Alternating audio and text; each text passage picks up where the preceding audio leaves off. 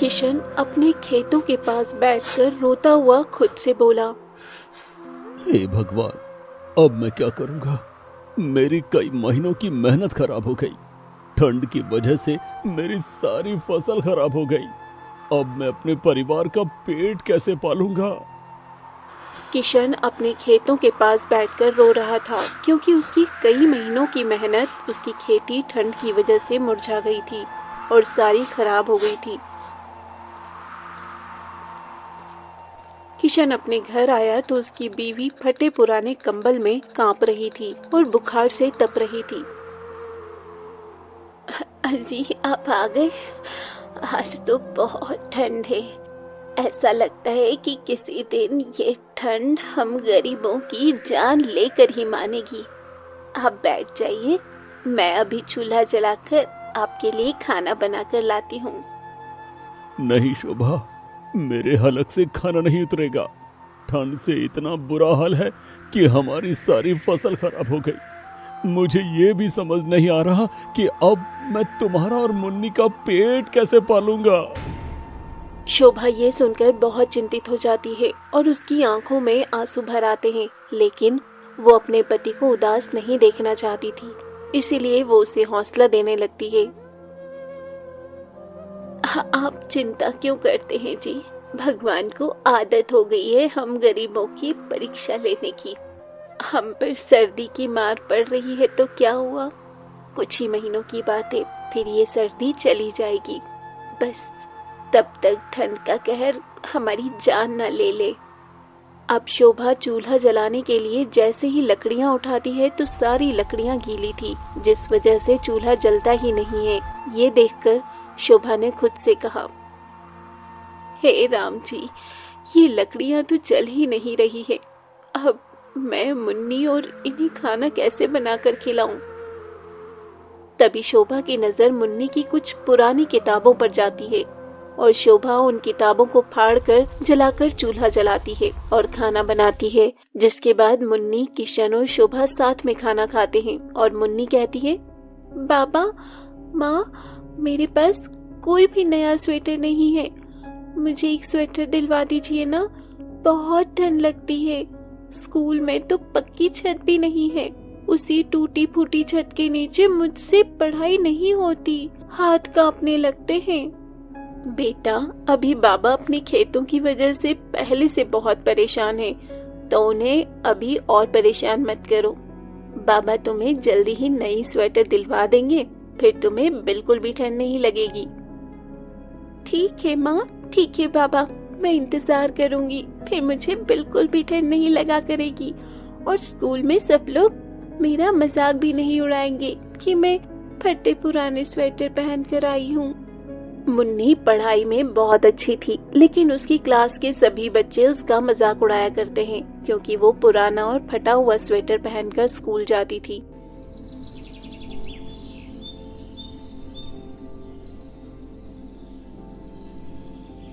अगले दिन शोभा ने किशन को चाय बनाकर दी और उसका उतरा हुआ चेहरा देखकर उससे पूछा, क्या बात है जी, आप बहुत उदास लग रहे हैं।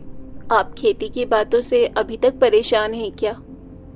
नहीं, अब मैं खेती की बात से परेशान नहीं हूँ, क्योंकि जो चला गया उसके बारे में सोचकर क्यों ही परेशान होना। लेकिन अब मैं ये सोचकर परेशान हूँ कि मैं आगे क्या करूँ।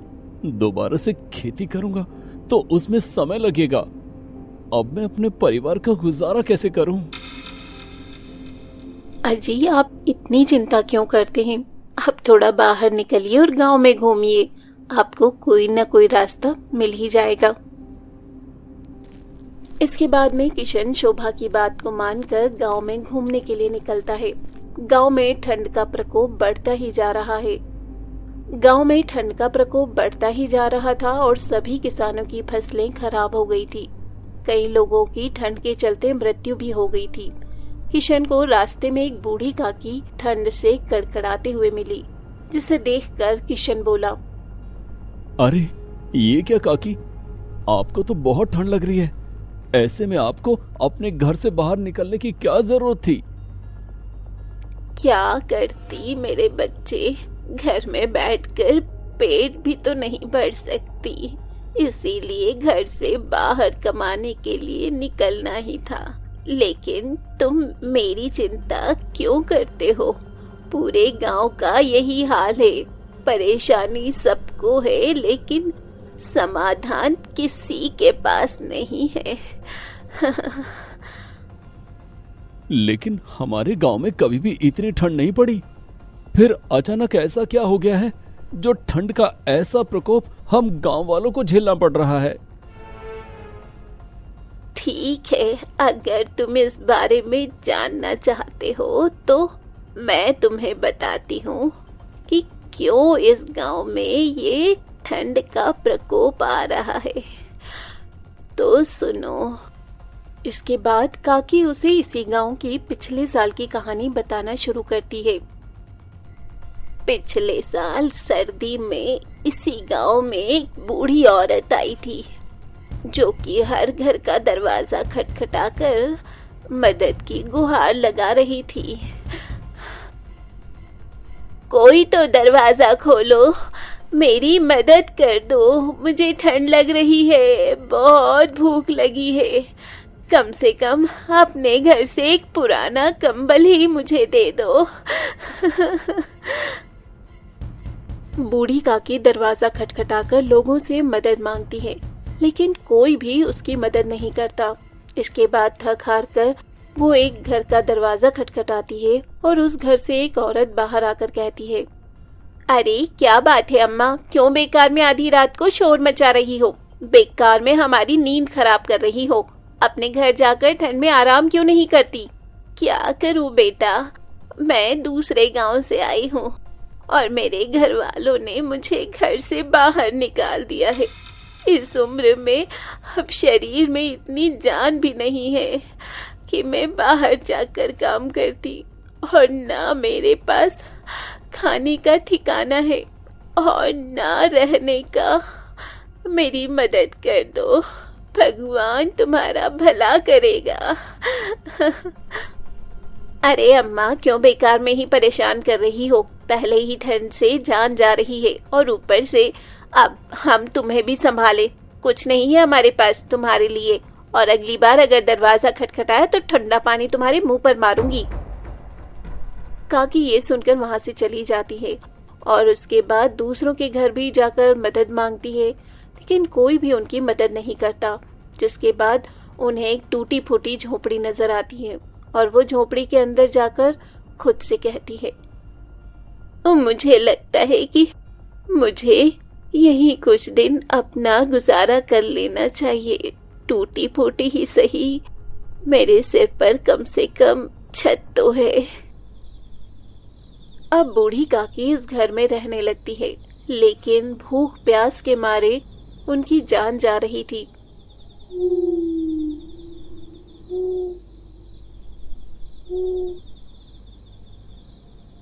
एक दिन गांव का जमींदार टूटी फूटी झोपड़ी के पास से गुजर रहा था और उस झोपड़ी के अंदर दिया जलते देखकर उस जमींदार ने बोला, आखिर कौन रह रहा है इस झोपड़ी में? झोपड़ी तो मेरी है। जमींदार ने अंदर जाकर देखा तो उसे बूढ़ी औरत दिखाई दी। इस पर जमींदार गुस्सा होकर बोला, तुम इसमें कैसे रह सकती हो अम्मा? अभी के अभी इस झोपड़ी को खाली करो। ऐसा जुल्म मत करिए जमींदार साहब, मैं बूढ़ी औरत कहाँ जाऊंगी? मुझे कुछ दिन इसी झोपड़ी में आसरा लेने दीजिए। मैं कुछ दिनों में अपना गुजारा कहीं और कर लूंगी, तब तक मुझे यहाँ से मत निकालिए। मेरी झोपड़ी भले ही खाली पड़ी रहे या टूट जाए, लेकिन मैं उसमें ऐसे किसी अनजान को नहीं रहने दूंगा। चली जाओ यहाँ से। इसके बाद में जमींदार उस बुढ़िया पर जरा भी तरस नहीं खाता और उस टूटी फूटी झोपड़ी में से भी उसे निकाल देता है। वो बूढ़ी औरत ठंड और भूख से तड़प रही होती है, पर बेचारी करती भी क्या। वो जमींदार के झोपड़े से निकलकर एक पेड़ के नीचे आकर बैठ जाती है। सारी रात वो ठंड और भूख से तड़पती रहती है।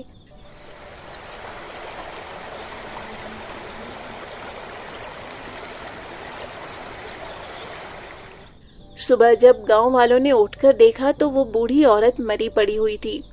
गांव वालों ने उसका अंतिम संस्कार कर दिया और उसे भूल गए। परंतु गांव के बुजुर्गों का मानना है कि उस बुढ़िया के श्राप के कारण ही उस बुढ़िया के मरने के बाद इस गांव में ठंड का प्रकोप आना शुरू हुआ। काकी, उस बुढ़िया के साथ तो बहुत बुरा हुआ। गांव वालों को उसकी मदद करनी चाहिए थी, परंतु क्या कोई समाधान नहीं है जिससे गांव वालों को इस परेशानी से बचाया जा सके? नहीं बेटा, इस समस्या का कोई समाधान नहीं है। अगर वो बूढ़ी औरत जीवित होती तो शायद उससे क्षमा याचना करने पर हमें इस श्राप से मुक्ति मिल जाती, परंतु वो तो मर चुकी है, तो अब हम क्या कर सकते हैं। अच्छा बेटा, अब मैं चलती हूँ, मुझे घर भी जाना है। काकी ऐसा कहकर चली जाती हैं।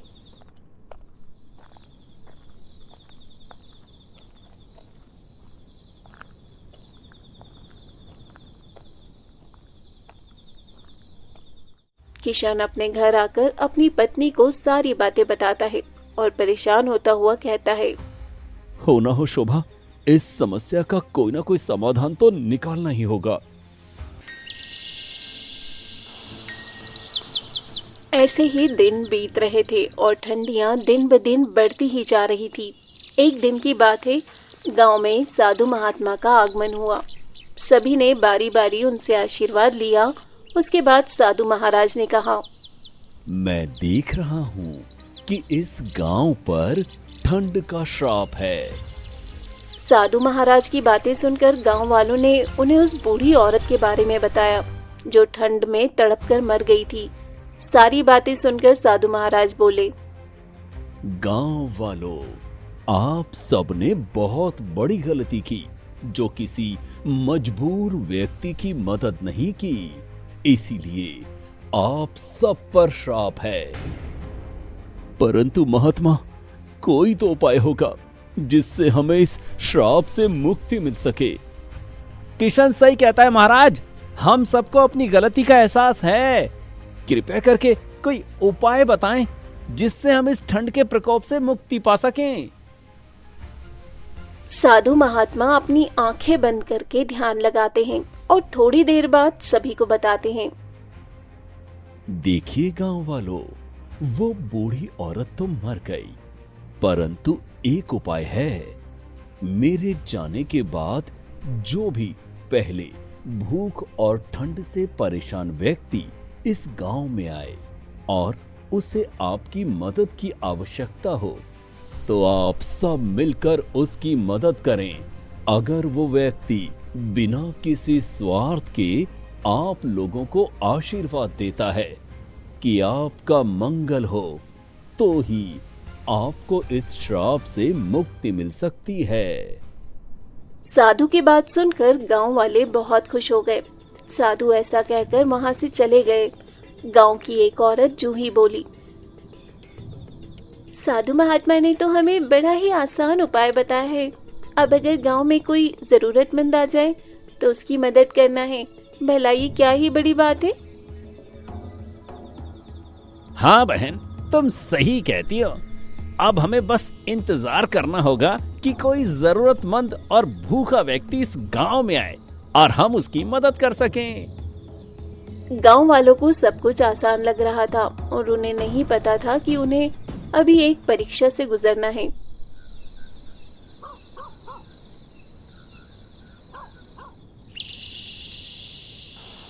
कुछ ही दिन बीते थे कि सुबह सुबह गांव वालों को जमींदार के झोपड़े से कराहने की आवाज आई। वे आपस में बातें करने लगे। अरे अरे गांव वालों, देखो, जमींदार की झोपड़ी से कराहने की आवाज आ रही है। लगता है कोई जरूरतमंद उस झोपड़ी में आकर फिर से रह रहा है। हाँ जूही बहन, तुम सही कहती हो, और इस बार हम जमींदार को किसी भी कीमत पर उस जरूरतमंद व्यक्ति को उस झोंपड़े से नहीं निकालने देंगे। चलो हम सब चलकर देखते हैं कि वहां पर कौन व्यक्ति आया है। साधु महाराज के कहे अनुसार वो पहला व्यक्ति है जिसकी हमें मदद करनी है, तभी हमें इस श्राप से मुक्ति मिल सकती है। और फिर सभी लोग झोपड़ी में जाकर देखते हैं तो वहाँ एक आदमी अपने मुंह को ढके हुए एक किनारे बैठा हुआ था। ये देखकर जूही बोली, आप कौन हैं और अपना चेहरा ढककर इस तरह क्यों बैठे हैं? आप जो कोई भी हैं, हमें पता है कि आपको मदद की आवश्यकता है और हम सभी गांव वाले आपकी मदद करने के लिए ही आए हैं। उस व्यक्ति ने अपने चेहरे से अपना मफलर हटाया तो गांव वाले देखकर चौंक गए। हरिया बोला, ये क्या, आप तो गांव के जमींदार हैं। जमींदार साहब, आपको क्या हो गया है? आप इस झोपड़ी में कैसे आए और आपको कोड कैसे हो गया?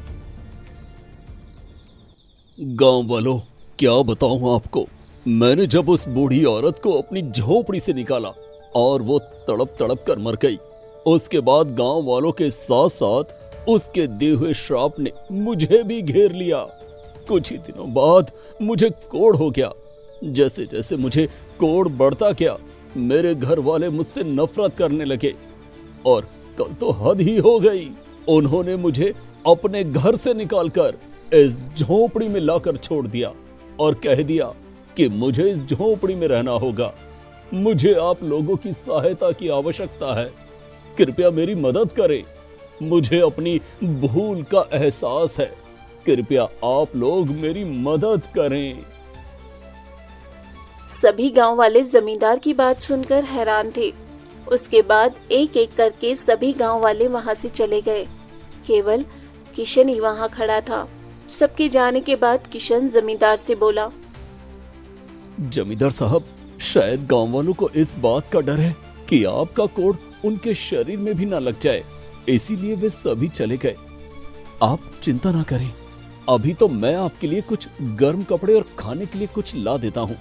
उसके बाद मैं गांव वालों से अनुरोध करूंगा कि वे सब मिलकर आपकी मदद करें। ऐसा कहकर किशन अपने घर आ जाता है। वो अपनी पत्नी को सारी बातें बताता है और अपने घर में रखा हुआ एक कंबल और कुछ खाने की चीजें लेता है और झोपड़ी की तरफ चल पड़ता है। इसके बाद वो गांव में आता है जहां पर सभी लोग इकट्ठा होकर बातें कर रहे थे। किशन भी वहां पर आ जाता है और उन लोगों की बातें सुनने लगता है। हरिया बोला, गांव वालों, भला उस बेईमान जमींदार की मदद कौन करेगा? एक तो वो बेईमान है, उसी की वजह से हमारे गांव की आज ये हालत है, और दूसरी बात, उसे कोढ़ हो गया है। अगर हम में से किसी ने उसकी मदद करने की कोशिश की तब पता नहीं हमें भी कोढ़ हो जाए। हाँ भाई, तुम सही कहते हो। साधु महात्मा ने हमें किसी गरीब मजबूर की मदद करने के लिए कहा था, परंतु वो जमींदार तो एक नंबर का बेईमान है। उसे तो उसके कर्मों की सजा मिल रही है। मुझे नहीं लगता कि हमें उसकी मदद करनी चाहिए। इसी तरह सभी लोग जमींदार के बारे में बहुत बुरा बुरा बोल रहे थे। तभी किशन बोला, माफ कीजिएगा, मैं आप सभी की बातें सुन रहा था और मैं ये भी मानता हूँ कि जमींदार एक नंबर का बेईमान है और उसे उसके कर्मों की सजा भी मिल रही है। परंतु आप लोग ये भूल गए कि इस वक्त उसे हमारी मदद की आवश्यकता है। और याद है आप लोगों को साधु महाराज ने क्या कहा था? उन्होंने कहा था कि गांव में जो पहला व्यक्ति परेशान और जरूरतमंद आए, आप लोग उसकी मदद करें, तभी आप लोगों को इस श्राप से मुक्ति मिल सकती है। तो वो पहला इंसान जमींदार ही है। हमें उसकी मदद करनी ही होगी, तभी हमें इस श्राप से मुक्ति मिलेगी। कहीं ऐसा ना हो कि वो जमींदार भी तड़प तड़प कर मर जाए और उसके बाद हमें इस श्राप से कभी भी मुक्ति ना मिले। मैं तो जा रहा हूं जमींदार की मदद करने के लिए।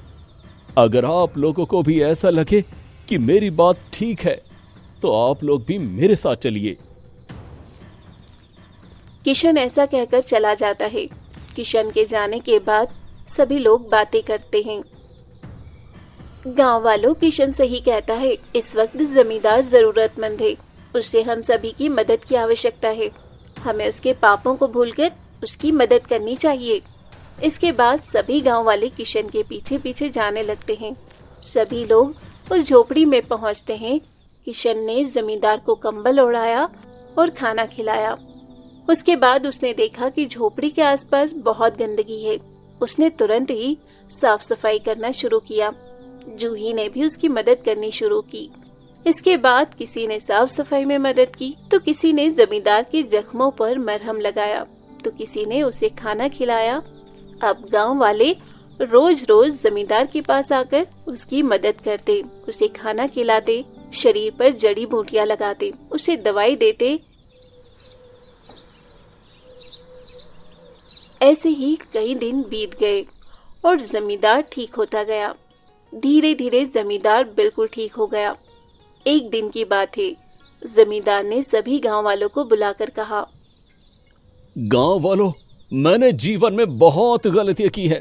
आप लोगों को काफी परेशान भी किया, परंतु आप लोगों ने समय पर आने पर मेरी इतनी खराब स्थिति और व्यवहार के बाद भी मेरी मदद की। मेरी आत्मा आप लोगों की ऋणी है। मैं आप सभी को आशीर्वाद देता हूं कि आपके जीवन के सारे कष्ट दूर हो, लोगों से हर तरह का श्राप हट जाए और आपका मंगल हो। मुझे यकीन है कि भगवान मेरी इस विनती को जरूर स्वीकार करेंगे। इसके अलावा मैं आपसे एक और बात कहना चाहता हूं। मैंने समझ लिया है कि मेरा जीवन केवल आप लोगों के काम आना चाहिए, इसीलिए मैंने अपनी सारी जायदाद आप सभी गांव वालों में बांटने का फैसला किया है और अब मैं आप लोगों के साथ रहकर ही अपना जीवन बिताऊंगा। जमींदार का ऐसा कहना ही था कि गांव वालों को उस श्राप से मुक्ति मिल गई।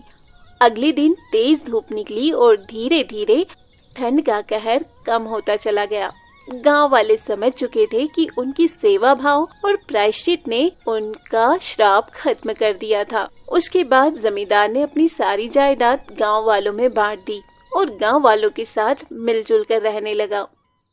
दोस्तों, हम हर हफ्ते बड़ी मेहनत से आपके लिए एक दिल छू लेने वाली एनिमेटेड मॉरल स्टोरी बनाते हैं। ऐसे बहुत सारे रेगुलर व्यूअर्स हैं जो हमारी कहानियों को देखते तो हैं, लेकिन आपने चैनल को सब्सक्राइब नहीं किया है। अगर आप भी उन 92.7% लोगों में से एक हैं, तो जल्दी से सब्सक्राइब बटन दबाओ और हाँ, लेटेस्ट कहानी स्टोरीज की नोटिफिकेशंस के लिए बेल आइकन दबाना मत भूलना।